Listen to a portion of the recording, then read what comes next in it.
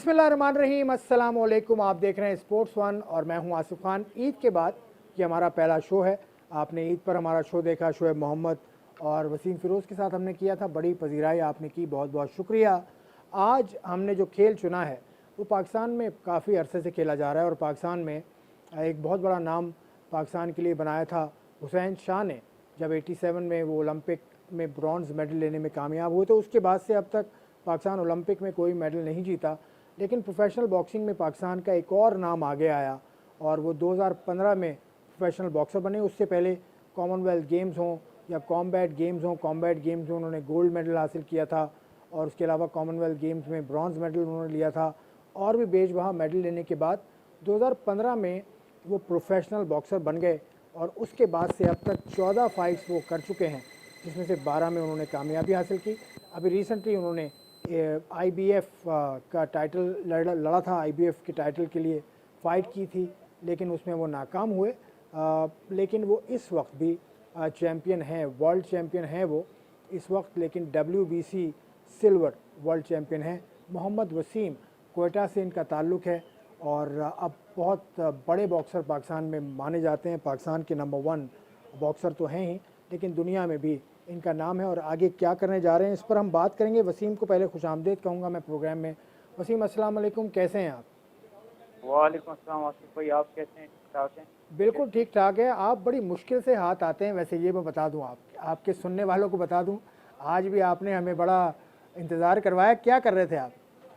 यार मैं एक्सरसाइज कर रहा था। ये देखो मेरे कपड़े, ये मैं भी अभी एक्सरसाइज के कपड़ों में पसीने में हूँ। मैं जो है ट्रेनिंग कर रहा था। मैंने आपको कहा था थोड़ी देर बाद, लेकिन अनफॉर्चुनेटली हमारी ट्रेनिंग तो लेट हो गई, तो जब लेट हुई तो चल, इतनी इतनी ट्रेनिंग आप कर रहे हैं, क्या तैयारी है, किस इवेंट की तैयारी हो रही है इस वक्त? यार मैं आज मुझे मैसेज आया। मतलब मैं तो अल्हम्दुलिल्लाह अपनी ट्रेनिंग नहीं छोड़ता, ऑन एंड ऑफ ट्रेनिंग मेरा लगा रहता है। मैं ट्रेनिंग करता हूँ अपने fitness के और अपने आप को जो है रखने के लिए। एनी टाइम फाइट हो सकती है कि मैं world ranking, world number 1, number 2, number 3 की तरह मैं रहता हूँ ऑन एंड ऑफ। तो आपके बेस्ट फाइटर अपनी वेट कैटेगरी, तो जो 5 से 4 फाइट हैं मेरा भी नाम आता है नंबर। तो स्टेज में मुझे अपने आप रखना पड़ता है और अपने आप रेडी रखना पड़ता है एनी टाइम, क्योंकि से प्रमोशन से मैं हूँ, दुनिया की सबसे बड़ी प्रमोशन। एनी टाइम मुझे वो बुला सकते हैं और फाइट रेडी। अच्छा वसीम, पहले थोड़ा सा सुनने वालों को बता दें अपने वेट कैटेगरी के, कैटेगरी क्या है आपकी और किस कैटेगरी में आप आते हैं? फ्लाई वेट में, बैंटम वेट में, किस में आप आते हैं?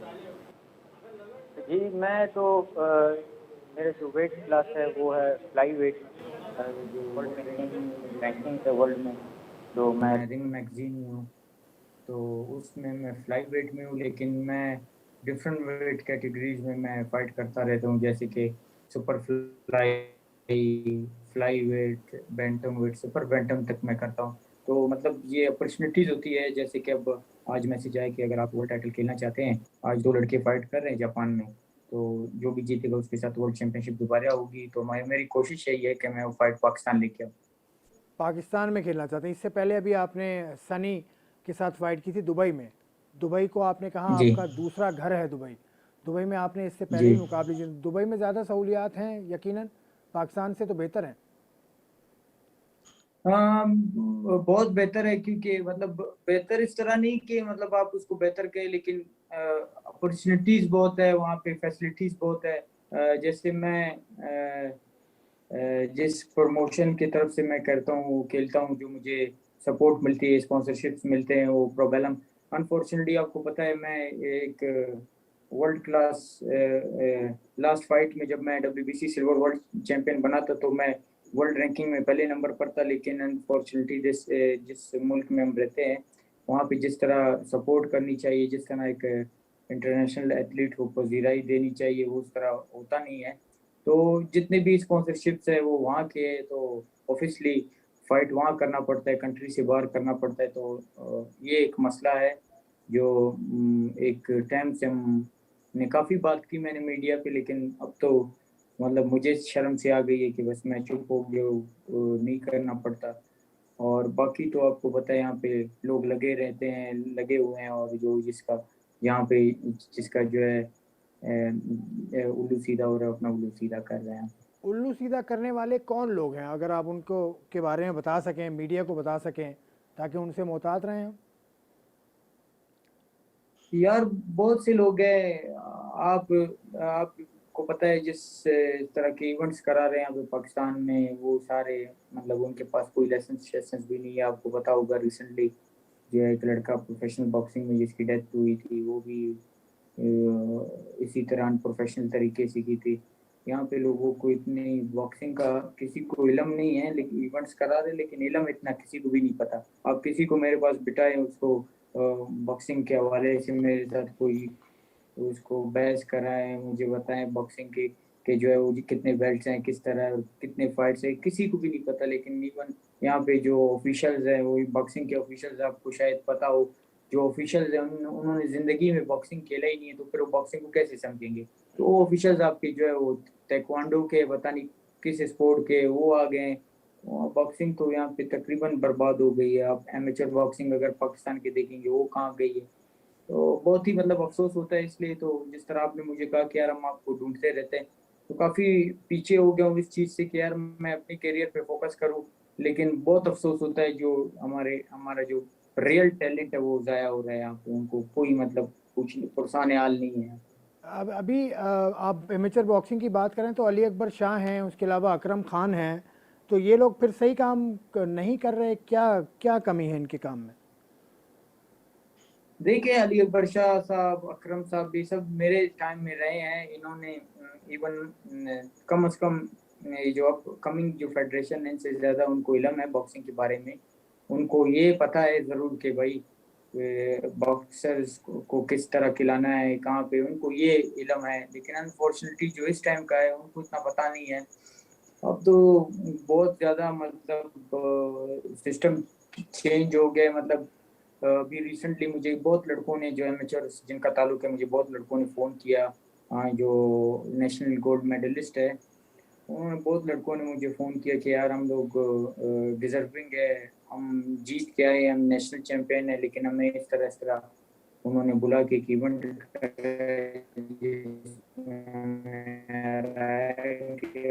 हमें कार्ड दिया। कॉमनवेल्थ गेम में जो लड़के जा रहे हो उनसे बेहतर नहीं है। तो आई थिंक मतलब मुझे पता है कि वो लड़के ठीक कह रहे हो, क्योंकि वो लड़के डिजर्विंग है। मैंने उनसे बेहतर लड़के नहीं देखे।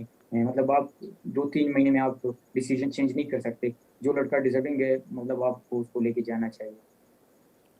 चलें, आपके साथ तो बड़े अरसे से मैं फॉलो कर रहा हूँ आपको। आप जब एमेचर बॉक्सर थे, फिर आप जब इकबाल हुसैन साहब सेक्रेटरी हुआ करते थे, उस वक्त से आप साथ हैं। आपके साथ तो इंटरनेशनल प्रमोटर भी लगे थे, कोरिया के एंडी किम। वो तो आपका सुना है पैसा वैसा काफ़ी नुकसान हो गया था, $5 लाख उनको मिल गए थे, वज़ीर आज़म उस वक्त के दिए थे, लेकिन आपको कुछ नहीं मिला उसमें से। यार $5 लाख तो नहीं दिए भाई। वो हुआ ये था कि उसने आई थिंक $2 लाख से कम थे वो उन्होंने जो है दिए थे। और उसमें भी जब वो न्यूयॉर्क गए थे, मतलब उन्होंने गलत साइट पे पैसे भेज दिए थे, फिर वहां से कटौती उनकी हुई थी। तो वो पैसे जा जा के $1.5 लाख बन गए थे, जिसमें उसने फिर इवेंट कराया था। उसने मुझे 3 फाइट्स कराए।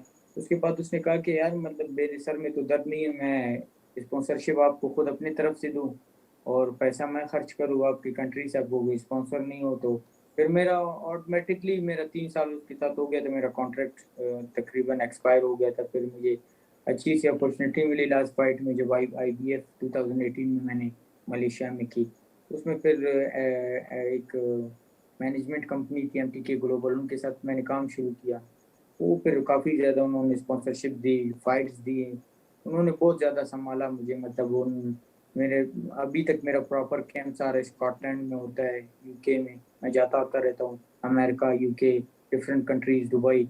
वो सब कुछ स्पॉन्सरशिप और जितने भी मुझे पर पर जो कैंप का ट्रेनिंग सेशन होता है उसमें तकरीबन तकरीबन मुझ पे कोई 60 जो है 55,000 पाउंड लगते हैं। तो वो सब खर्चा वो करते हैं।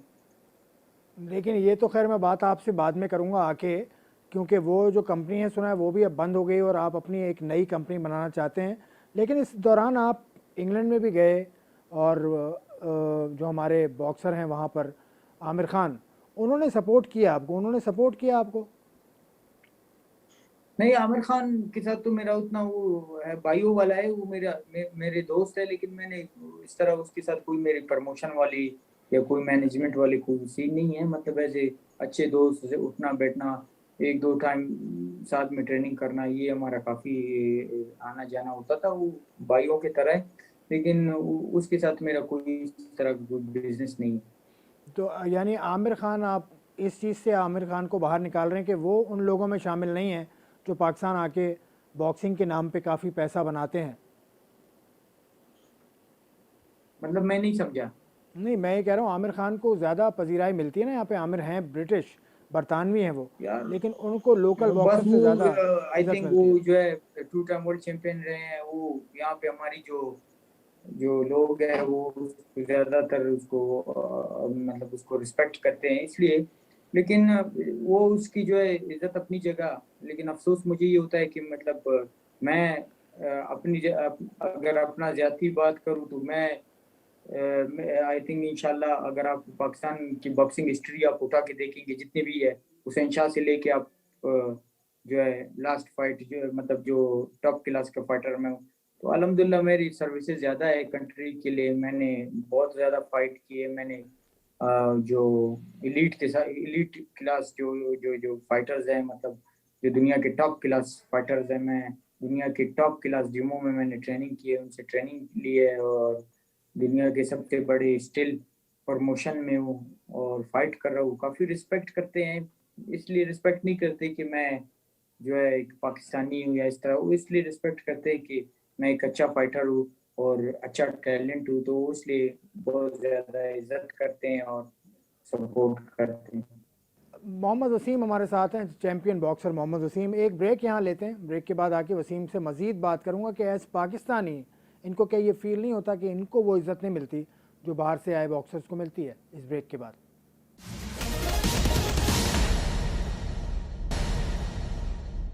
Welcome back to sports One. आप देख रहे हैं स्पोर्ट्स वन का ये दूसरा सेगमेंट है, और इससे पहले सेगमेंट में वसीम मेरे साथ थे और अभी भी वसीम मेरे साथ हैं, the champion boxer from Pakistan, the professional boxer from Pakistan.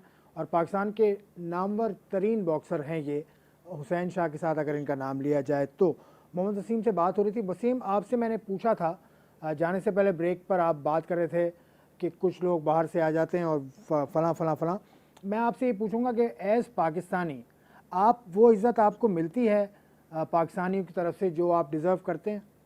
अल्हम्दुलिल्लाह बहुत लकी हूँ कि मैं एक अच्छी मैनेजमेंट और अच्छे लोगों के हाथ में हूँ जो मैं अपना कैरियर में आगे लेके जा रहा हूँ। अदरवाइज मेरे जो टाइम के फाइटर्स थे वो सारे बेचारे रह गए घरों में बैठ के, उनके कैरियर खत्म हो चुके हैं। तो पाकिस्तान में किसी से आपको शिकायत नहीं है, पाकिस्तान के बाहर से भी किसी को आपको शिकायत नहीं है, आपको अपने ज़ोर बाजू पे भरोसा है? यार मुझे मतलब किसी शिकायत, मैं क्या शिकायत करूंगा? मतलब ये शिकायत में मुझे एक शिकायत जरूर है कि मतलब यहाँ पे जो अपकमिंग टैलेंट है वो तो बर्बाद है, उनका कोई फ्यूचर नहीं है। मतलब अपकमिंग टैलेंट खत्म है। जो लड़के डिजर्विंग है वो बेचारे बाहर नहीं जा सकते, खेल नहीं सकते। मतलब उनकी कैरियर बहुत मतलब मुतासिर है इस चीज से। मेरी कोशिश यही होती है कि मैं जो अच्छा लड़का होता है तो मैं कम से कम ये कर सकता हूँ कि अमेरिका में किसी प्रमोटर से बात की, यूके में किसी से बात किया, या कई क्या कहते हैं जापान में, कोरिया में किसी से बात की है कि यार ये अच्छा टैलेंट है तो इसको आप ले लें। ये मैं कर सकता हूँ, अल्हम्दुलिल्लाह कोशिश कर रहा हूँ। जो एक दो लड़के मेरे नज़र में हैं जो मतलब फुली टैलेंटेड है, लेकिन वो यहाँ पे ज़ाया होंगे, तो इंशाल्लाह मेरी कोशिश यही होपफुली ये इस मेरी जो अभी अपकमिंग फाइट आएगी तो इसमें मैं अपने कार्ड में उनको करूँ। हुसैन शाह साहब से रब्ता होता है आपका? जापान की आपने बात की, तो हुसैन शाह से रब्ता होता है? उनका रवैया कैसा है आपके साथ? वो बहुत अच्छे इंसान है। वो साथ मेरी, मैं जापान 2 साल रहा हूँ वहाँ पे ट्रेनिंग कैंप करके जाता रहा हूँ। कोई अच्छे इंसान है, मतलब वो बेहतरीन अच्छे इंसान है। वो बड़े रनिंग है पाकिस्तान का, बड़ा उसको मोहब्बत है पाकिस्तान से, और वो उसके साथ जो यहाँ पे साथियाँ हूँ दोस्त के साथ यहाँ पे हुआ है वो आप पूछ सकते क्या हुआ उनके साथ, आपको बताया उन्होंने कुछ कि क्या हुआ उनके साथ? एक तो हमें पता है कि उनके जो पैसे थे ओलंपिक जीतने के बाद उनको वो प्लॉट नहीं मिला था, या शायद पैसे नहीं मिले थे या कम मिले थे, मुझे ज़्यादा सही नहीं पता उनके बारे में। आपको अगर उन्होंने कुछ बताया हो तो आप बताइए। यार बहुत चीज़ें हैं वो मतलब यहाँ पे यही बात है वो जब ओलंपिक में करें मेडल ली थी तो फिर उसका साथ जो हुआ उसको तो आई थिंक प्लॉट के नाम पे अनाउंस हुई थी वो उसको नहीं मिला। किस तरह यार एक ओलंपिक मेडलिस्ट को आप मतलब पूछते नहीं हो, अगर वो यहाँ होता तो बहुत ही शराफार होता। अच्छा है वो चला गया यहाँ से जापान। जापान में कम अज़ कम जिम में वो ट्रेनिंग कराते हैं जिधर वो जाते हैं वहाँ मैं जाता रहा हूँ। बस तो उसका अच्छा खासा उसका बच्चा चल रहा है अल्हम्दुलिल्लाह। ये उसके लिए अपने बच्चों को भी वहाँ पे उसने रखा है। देखे ना वो अपने बच्चे के बच्चे जापान में हैं लेकिन वो अपने बच्चों को जो है यहाँ से खिलाता है पाकिस्तान से। वो चाहता है कि वो पाकिस्तान को रिप्रेजेंट करे, इवन वो जापान को कर सकते हैं वहाँ पे तो जापानी पासपोर्ट ले लेते हैं पाकिस्तानी जापान की आती है। मतलब वो एक बहुत शॉकिंग है पाकिस्तान के लिए। उसका दिल करता है कि पाकिस्तान के लिए कुछ करे, इवन वो हमारे लिए मुझसे जब उसकी बात होती थी मुझे बहुत ज़्यादा मतलब प्यार मोहब्बत से मुझे कहता था कि यार बस निकल जाओ यहाँ से, निकल जाओ, अपने आप को अपना कैरियर बनाओ। तो उस तरह उसको वो बड़ा पेन लेता है इस चीज़ में, अच्छे टैलेंट के लिए बहुत पेन लेता है। बहुत सही बात की आपने, उनसे मुलाकात मेरी भी हो चुकी हैं 2-3। वो हमेशा से इस तरह की बात करते हैं, पाकिस्तान के लिए कुछ करना चाहते हैं। वसीम, अब आपकी एज तकरीबन 35 साल के आप हो गए हैं, तो कितना अरसा आप बॉक्सिंग जारी रखेंगे और इसके बाद आपका क्या इरादा है? यार अल्हम्दुलिल्लाह इस एज में बहुत अच्छा फील करता हूँ। रिसेंटली वर्ल्ड टाइटल खेला है और वो भी बहुत अच्छे डिसीजन पे गया हूँ। मतलब फाइट में जीत गया था, मतलब 70%। लेकिन दो मुझे दो मेरे पॉइंट डिडक्ट हुए, 113 115, और उसमें जो 2 पॉइंट थे वो उन्होंने रेफरी ने ऐसे ही किए। मतलब इवन हो तो मैं ये अपने से खुद से नहीं कह सकता कि अगले दिन जब फाइट हुई थी तो फिर ट्विटर पे ये ट्रेंड चल रहा था कि यार रेफरी वाज नॉट फेयर। वो हकीकत में वैसे ही था, रेफरी फेयर नहीं था, नहीं तो फाइट काफ़ी क्लोज थी। और मुझे फीलिंग थी कि वो फाइट मैं जीत जाऊँ, लेकिन अनफॉर्चुनेटली दो पॉइंट मेरे काटे थे, उसमें काफ़ी ज्यादती की रेफरी ने। और अभी तक वो मसला चल रहा है, वो फुली इंशाल्लाह सॉल्व हो जाए जल्दी से और दोबारा से वर्ल्ड टाइटल इंशाल्लाह। यही चांसेस है कि मुझे दोबारा वर्ल्ड टाइटल देंगे फाइट। अच्छा, ये आपने बड़ी इंटरेस्टिंग बात की। बॉक्सिंग में क्या इस तरह का रेफरी का फेवरेटिज्म होता है? कहाँ के, किस मुल्क के रेफरी थे वो? ये थे बेल्जियम के थे और बहुत ही रेसिस्ट थे। ड्रेसिंग रूम में भी उसने ये थोड़ी सी फील करा दी, तो मैंने कोच को भी बताया है कि भाई ये जो रेफरी है ठीक नहीं है। लेकिन बस वो आपको पता है जब रेफरी जो आईबीएफ ने जो चुना हुआ था उसी लिए आई थिंक चुना हुआ था कि उसको अगले को जिताना था, क्योंकि वो चैंपियन था। जब चैंपियन होता है तो चैंपियन को थोड़ी सी फेवर ज़्यादा देते हैं अगले फाइटर से। तो इसमें क्या होता है बॉक्सिंग में? कोई शिकायत का निज़ाम है? कोई आप शिकायत कर सकते हैं प्रॉपरली? किसके थ्रू आपने हाँ, शिकायत की है? हाँ मैंने की है, अपनी जो प्रमोशन है उनको मैंने कहा। उन्होंने क्या कहते हैं, फाइट के बाद मुझे काफ़ी स्टिचेस लगे थे, क्योंकि वो जो उन्होंने मुझे 2 वार्निंग्स दिए, वो वार्निंग्स मुझ पे नहीं बनते, इवन वो दूसरे फाइटर पे बनते। क्योंकि अगर आप बॉक्सिंग फाइट देखेंगे मेरी तो 12th राउंड मैंने उसको प्रेशर किया है, मैंने उसको पीछे पुश किया है, पुश बैक किया है उसको, तो उसने मुझे काफ़ी हेडबट्स मारे जिससे मुझे कट्स आ गए दो बड़े बड़े। वो उसने इस चीज़ पे वार्निंग दी है कि आप सर नीचे कर गए। अगर आप फाइट देखेंगे सर वो नीचे कर रहा था, क्योंकि वो ये नहीं चाह रहा था कि उसको जो मेरे पंचेज है वो उसको बॉडी में लगे, तो वो नीचे झुकना, और वो मुझसे थोड़ा सा छोटा भी था, इसलिए उसने रेफरी ने गलत डिसीजन दी। इवन उसको काफ़ी फिर फाइट के बाद वो रिंग से भी भागा, और जब मुझसे इंटरव्यू लिया वहाँ पे रिंग में तो मैंने यही बात की कि रेफरी वाज नॉट फेयर। वो उसने जो है जिस तरह उसको काम करना चाहिए था रेफरी बन के, उसने उस तरह काम नहीं किया। तो ये अब ये बताइए कितने अरसे में इसका डिसीजन आ जाएगा? कब तक आप पुरुमीद हैं? होपफुली आज मुझे एक मैसेज आया है मेरे प्रमोशन से, प्रोबेलम से, तो इंशाल्लाह लगे हुए हैं वो। होपफुली विद इन इंशाल्लाह 2 वीक्स या वीक में बहुत बड़ा न्यूज़ आ जाएगा, तो इंशाल्लाह मुझे उम्मीद है अल्लाह के उसमें और ये मैं। आईबीएफ जो आपकी जिसकी आपने फाइट लड़ी थी उससे शिकायत की गई है? जी जी, वो ऑब्वियसली वो वहाँ पे थे, बहुत थे डब्ल्यूबीसी वाले थे, क्योंकि डब्ल्यूबीसी का चैंपियन मैं था सिल्वर, तो मेरे पास भी बेल्ट था, तो वो भी वहीं पे मौजूद थे, तो ये उन्होंने जो काम दिखाया था तो उस पे इंशाल्लाह तो बात होगी। इसके बाद कोई उन पे पेनल्टी हो सकती है? एक तो आपको टाइटल मिल जाएगा, दूसरा पेनल्टी का कोई निज़ाम है? आई थिंक समथिंग इस तरह का है कि वो प्रमोशन उनके साथ। जो कुछ किया मैंने रिंग में किया, मैंने अपने आप को प्रूव किया। इवन फाइट के बाद जब मैं उतरा हूँ तो जितने भी लोग थे वो सारे मेरे पास आए, हमारे जो प्रमोशन थे, उन्होंने कहा कि आपने प्रूव कर दिया कि आप चैंपियन हैं और आप जो है लड़ सकते हैं और आप डिजर्विंग है वर्ल्ड। वर्ल्ड टाइटल के लिए। और इसमें पाकिस्तान से किसी की शिकायत की ज़रूरत नहीं है, यानी पीएसबी को या पाकिस्तान ओलंपिक एसोसिएशन को बताने की ज़रूरत नहीं है? यार पाकिस्तान ओलंपिक को, पीएसपी को, जिसको मतलब मैं उनसे क्या शिकायत करूं, मतलब उनसे मुझे ये शिकायत मैं अपने जात के लिए तो शिकायत उनसे नहीं करूंगा, मैं उनसे ये शिकायत करूंगा कि भाई ये जो आप लोगों की अपकमिंग टैलेंट है, जो आप लोगों के जो लड़के हैं जो डिजर्विंग है, भाई अल्लाह के बंदे उनको लेके जाओ, उनको आगे करो, ताकि भाई आप अगर चैंपियनशिप में लड़के लेके जा रहे हो आप, जो है यहाँ पे तो ये सिस्टम शुरू हो गया कि यार आप ये जो है 3 लड़के आप जो है 4-5 लड़के आप आर्मी के ले जाओ, 2 लड़के आप वापडा के ले जाओ, 1-2 लड़के एक नेवी का और एक एयरफोर्स का लेके जाओ। ये यहाँ पे ये शुरू हो गया, ये मतलब वोटिंग वाला सिस्टम है, क्योंकि फिर अब मैंने इससे भी वोट लेना है, उससे भी वोट लेना है, और जो टैलेंट है वो जाया है। चलिए, ये चीजों पे तो ये तो आपने बात कर ली थी पहले भी। अब ये मुझे बताओ वसीम कि बॉक्सिंग में क्या फिक्सिंग होती है? क्या आपको जानबूझ के हारना कभी पड़ता है? इस तरह से कभी ऑफर हुई है? कुछ ऐसा सिलसिला हुआ है आपके साथ?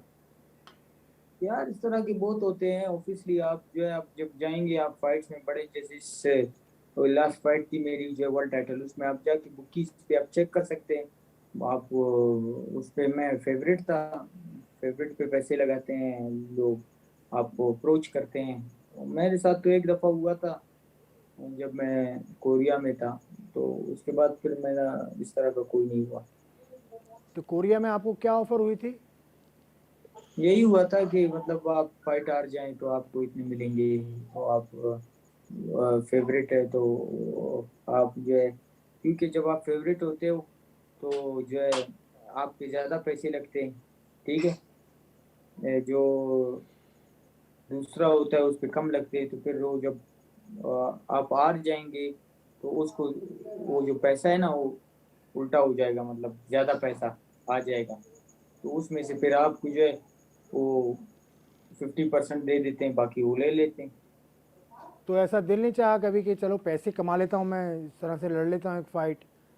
क्या पता चलता है किसी तो को? भाई पैसे अल्हम्दुलिल्लाह कमा रहा हूँ, अब जिस प्रमोशन में वो पैसे बेहतर कमाता हूँ, बेटर देन क्रिकेटर्स, तो बेटर शुक्र है। Than cricketers? हाँ अच्छा, माशाल्लाह हाँ। माशाल्लाह। चलें वसीम, एक ब्रेक लेता हूँ, ब्रेक के बाद आता हूँ, मज़ीद बात करेंगे। मोहम्मद वसीम ने बात की और इस सेगमेंट में मोहम्मद वसीम ने ये कहा कि इनके साथ ज़्यादती हुई थी, जो आईबीएफ का जो टाइटल था इंटरनेशनल बॉक्सिंग फेडरेशन का, उसमें इनके साथ ज़्यादती हुई, जो इन्होंने अपील में गया हुआ है वो केस, और अपील होने के बाद इनको टाइटल मिल जाएगा। मज़ीद बात करेंगे इस ब्रेक के बाद।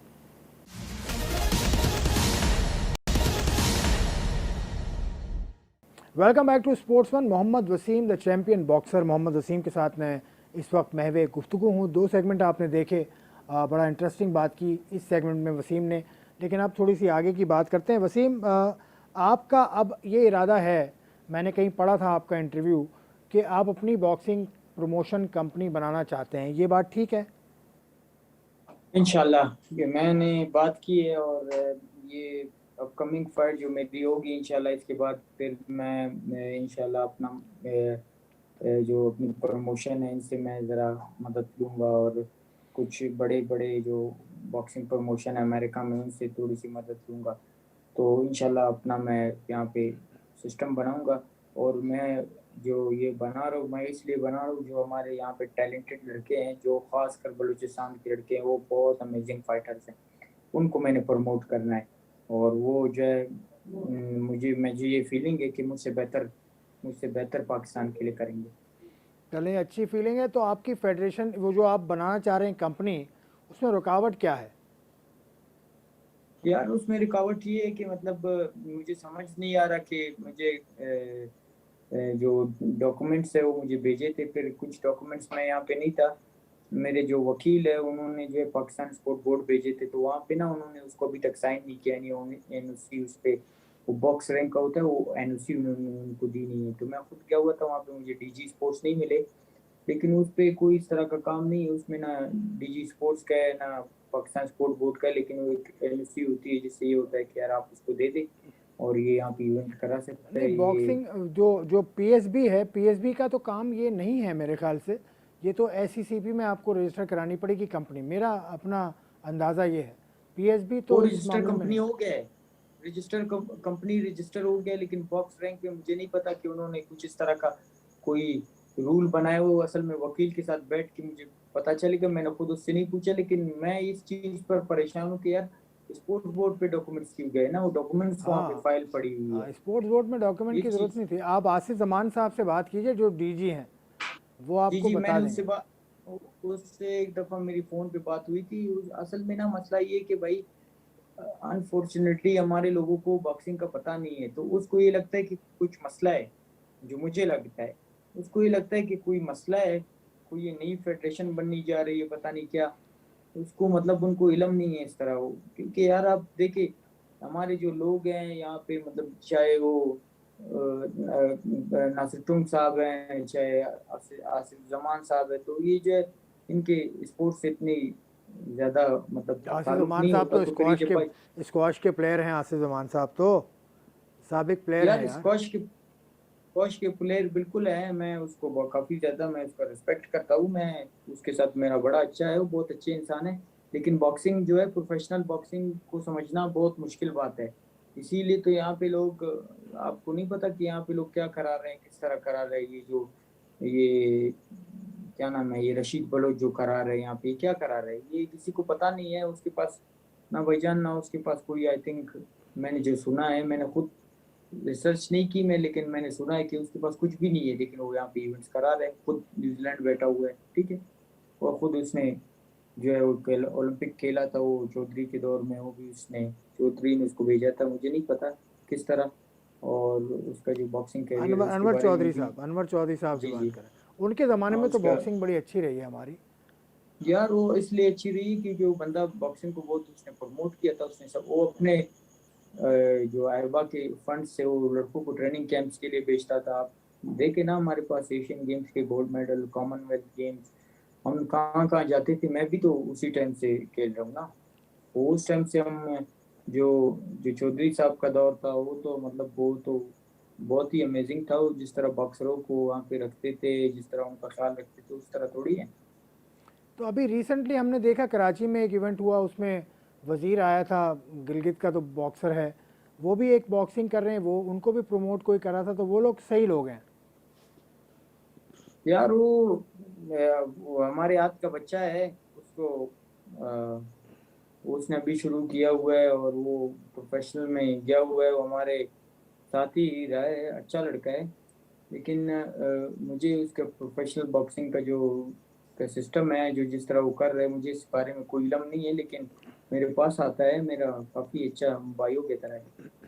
अच्छा, आप सपोर्ट कर रहे हैं उसको, वज़ीर को आप सपोर्ट जी कर रहे जी। हैं कि वो पाकिस्तान से नाम कमाए अपना, पैसे के साथ साथ नाम भी कमाए। हाँ ऑब्वियसली आप वो करें, आप मेहनत करें, आगे जाएं बॉक्सिंग में, हम हमारी दुआएं उसके साथ हैं।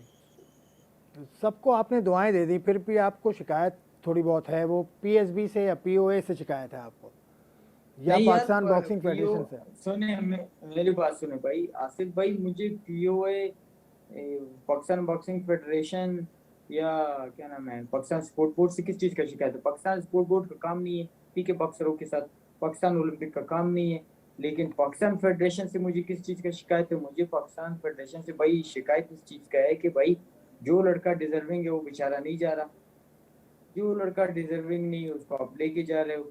अब एक लड़की है, वो जो है नेशनल चैंपियनशिप में गोल्ड हुई, ठीक है, मैं बैठा हुआ था वहाँ पे फाइट में, मैं खुद बैठा हुआ था। अब वो बेचारी जो है कॉमनवेल्थ में नहीं जा रही और बीच में से कोई और जा रही जिसने खेला ही नहीं। ये गलत बात कर रहा हूँ मैं। नहीं, सही कह रहे हैं आप। अभी अभी अभी मैं गया था पिछले महीने तो लियारी। मेरा हाँ बोले। आसिफ भाई, तो मेरा मेरा जो कहने का मतलब है, मैं ये बात कह रहा हूँ, देखो देखो भाई, मैं तो खुद अपने लिए नहीं कर रहा ना। अगर मेरा मैं किसी और के लिए बात करूँ तो अगर उनको इस बात की तकलीफ है तो फिर यार मैं इस तरह तो नहीं हूं ना कि मैं किसी के साथ ज्यादती होने दूं या किसी के साथ आप ज्यादती कर रहे हो मैं बात करूँ। ठीक है, मैं भी इसी फेडरेशन से गया हूँ भाई, यही फेडरेशन रहा है भाई, मुझे पता है, मैं फेडरेशन के अंदर रहा हूँ, क्या होता है क्या नहीं होता, मतलब ये बहुत बड़ी कहानी है भाई। अभी तो मैं तो उनको बोल रहा हूँ कि भाई ये जो क्या नाम है, जो लड़का डिजर्विंग है भाई, अल्लाह के लिए उसको लेके जाओ, नहीं लेके जाते हो तो फिर बहुत बातें सामने लेके आएंगे। तो आप फिर ये करेंगे कि टैलेंट हंट अपना आप खुद करेंगे उस कंपनी के तहत जो आप बनाने जा रहे हैं। उसमें टैलेंट में आप जगह जगह जाएंगे। कोयटा में टैलेंट है, चमन से आपका ताल्लुक़ है, टैलेंट है। लियारी में आपको मैं बताऊं, मैं अभी गया था पिछले महीने। 1940 में एक क्लब बना था बॉक्सिंग का, वो आज तक चल रहा हाँ है, उस्ताद सातू का क्लब। तो इतना यार टैलेंट। भाईजान, जो लियारी में जो बॉक्सिंग की टैलेंट है ना भाई, अब देखो ना, लियारी था और कोयटा, लेकिन पहले नंबर पे लियारी था फिर कोयटा था, लेकिन अब कोयटा हो गया ना, क्योंकि लियारी के तो बॉक्सिंग पे तो किसी ने ना इस तरह झाड़ू फेर दिया ना भाई। लियारी के लोगों ने जो है लियारी की बॉक्सिंग को खत्म कर दी, मतलब वो वहाँ पे जो जिस तरह बॉक्सिंग प्रोफेसर चौधरी अनवर ने बॉक्सिंग को प्रमोट किया था, जिस तरह वो लियारी के लड़के जो है, आपको लियारी में एक से एक बॉक्सर मिलेगा यार, आपको तो नेशनल चैंपियनशिप वहाँ पे चाय के होटल पे मिलेगा वहाँ पे। हम्म। तो वो बेचारे, आप मुझे बताओ क्या खाए फिर।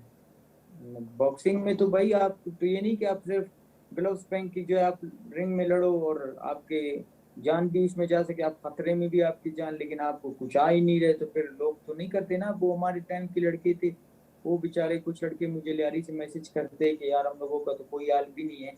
अब वो लड़का था जाकिर, हमारे साथ का ही था, वो हाँ। बेचारा साउथ एशियन गेम्स में उसने जो है गोल्ड मेडल जीता है, ठीक है। और भी इस तरह वो आबिद है, साजिद राजा है, ये सारे स्टेट गेम के गोल्ड मेडल है भाई। ये बेचारे एशियन चैंपियनशिप की गोल्ड मेडल है, ये जो है सारे, इनका क्या फ्यूचर है आप मुझे बताएं। ये एक फेडरेशन ने इनके लिए क्या किया है आप मुझे बताएं ना। सही बता, सही बात है। मेहरुल्ला लासी भी वहीं का है, वो बेचारा यार डोप। मैं अभी रिसेंटली मैं कराची आया था, वो जो कॉमनवेल्थ गेम्स का जो मेडल लाया था वहाँ पे कंकरी ग्राउंड, यार भाई वो तो सारे बेचारे, मतलब उस टाइम से बेचारे बदतर हो गए हैं यार। तो सिंध हुकूमत। एशियन गेम्स का गोल्ड मेडल है मेरुल्ला, एशियन गेम्स का गोल्ड हाँ। मेडल है भाई। आप मुझे मेहरुल्ला। एशियन गेम्स का गोल्ड मेडल किसी स्पोर्ट में दिखाए, मतलब आप ओलंपिक चैंपियन हो, एशियन गेम्स का इतना बड़ा अहमियत है। बिल्कुल सही कह रहे हैं। मेहरुल्ला लासी पे डोप की वजह से पाबंदी भी लग गई थी ना। वो तो बाद में लगा था ना, एशियन गेम्स के बाद वो कॉमनवेल्थ चैंपियनशिप हुई थी स्कॉटलैंड में, वहां पे उस पे लगा था। तो बॉक्सिंग में इस तरह की चीज़ों से बचने के लिए आप सिंध हुकूमत को क्या मशवरा है आपका, क्योंकि लियारी आपने कहा एक बहुत बड़ा सेंटर है बॉक्सिंग का। यार उसने तो कोई इस तरह की चीज, मतलब उसने कोई ड्रग वगैरह इस तरह की चीज कोई नहीं लिया था उसने, आई थिंक जो है ये marijuana हाँ। लिया हुआ था, इस तरह का कोई वो किया हुआ था। लेकिन ये तो मतलब ये तो कोई भी चीज नहीं है ना, मतलब स्पोर्ट्स में आप जो है अगर ड्रग लोगे, ये जो स्टीरॉइड्स, ये तो आप एक टाइम तक आप स्पोर्ट्स कर सकेंगे, इसके बाद फिर आप जो है खत्म हो जाएंगे, आपको बहुत मसले होंगे, आपको जो है इंटरनल जो है आपको बीमारियां होंगी, आपको बहुत प्रॉब्लम होंगी। ये तो अच्छी चीज नहीं है ना। आप अच्छा खाना पीना खाएं और आप अच्छा स्पोर्ट्स कर सकते हैं। आप देखो ना, one of the best fighter दुनिया की जो टॉप क्लास के बॉक्सर्स रहे, वो 40 साल की उम्र में मैवेदर जो है फिफ्टी मेवेदर। है ना, वो 50 फाइट के लायक भी नहीं आ रहा। 40 साल की उम्र में उसने ना one of the best fighter 24 years 22 years का कैनेलो को हराया। वो इस चीज से नहीं करता, हुआ आपकी ट्रेनिंग से आपकी डिसिप्लिन से काफी ज्यादा होता है ये चीजें। अच्छा, अब थोड़ी सी हट के बात कर रहा हूँ कुछ और मैं। वसीम, आप ये बताओ कि आपका फेवरेट बॉक्सर कौन है, किसको आइडल मानते हो आप अपना? मतलब इस दौर में शुरू आप जब मुझे आपने दौर शुरू का जब बताएं। जब आपने शुरू किया था उस वक्त, और अब कौन? यार फेवरेट तो एक ही है, one of the greatest, Muhammad Ali, ठीक है, one Mike the Tyson great ही मोहम्मद अली। क्या बात है। All time. तो मोहम्मद अली साहब की फ़ाइट्स खैर इतनी ज़्यादा अवेलेबल भी हैं इंटरनेट पे, तो वो देखते हैं, सीखते हैं उनसे। यार उसका तो मैं बहुत बड़ा फैन हूँ, as a person, as a boxer, as a sportsman, as a great. मतलब वो बहुत डिफरेंट, उस तरह आप, उस तरह एथलीट आप दुनिया में फिर दोबारा नहीं आ सकता ना।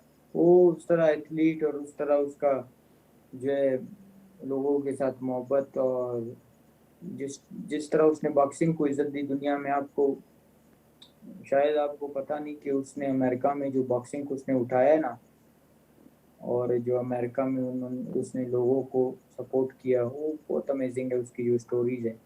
हम सुनते हैं, मैं अमेरिका में 3 साल रहा हूँ, लोग उसके लिए तो पागल है। वाह, बहुत अच्छी बात की वसीम आपने। ख़त्म कर रहा हूँ प्रोग्राम में, लेकिन ख़त्म हमने किया द ग्रेटेस्ट मोहम्मद अली पर। और मोहम्मद वसीम ने बहुत सारी बातें की कि क्या ज़रूरी है पाकिस्तान में बॉक्सर्स के लिए। एक तो मेरिट, सिलेक्शन की मेरिट हो, और दूसरी बड़ी इंपॉर्टेंट बात वसीम कर गए कि जब इन्होंने टाइटल अभी फाइट टाइटल की लूज़ की है, IBF का जो टाइटल इन्होंने लड़ा था, उसमें इनको रेफरी के रवैये से शिकायत है। मैच फिक्सिंग भी होती है बॉक्सिंग में, जिसमें इनको भी ऑफ़र हुई, कोरिया में जब ये खेल रहे थे इनको ऑफ़र हुई थी, लेकिन वो इन्होंने रद्द की। बहुत शुक्रिया मोहम्मद वसीम आपके वक्त देने का। आपने स्पोर्ट्स 1 देखा, आपको पसंद आया होगा तो ज़रूर इसको लाइक कीजिए, सब्सक्राइब भी कीजिए, हमारे यूट्यूब चैनल पे भी इसको आप फैलाइए। आपसे इजाज़त चाहता हूँ। खुदा हाफ़िज़।